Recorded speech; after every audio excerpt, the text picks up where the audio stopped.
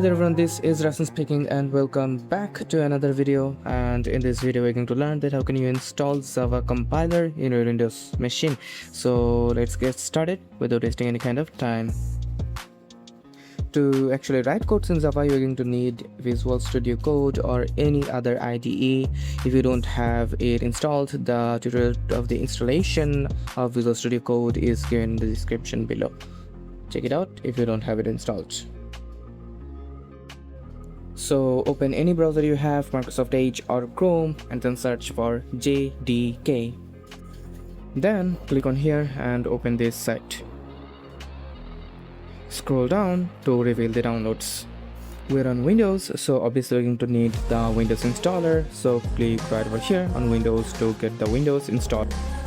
You can either download the MSA version of the installer or the .exe version of the installer. I prefer the MSA one, so I'm going to download the MSA version of the installer. Just click on the link given in the downs row and your download will start. After download finishes, open the file.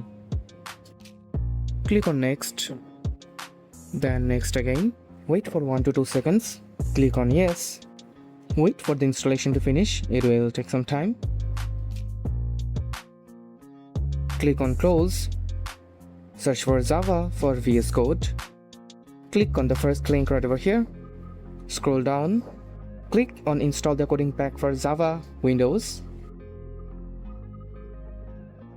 Open the downloaded file. Click on next. Then install.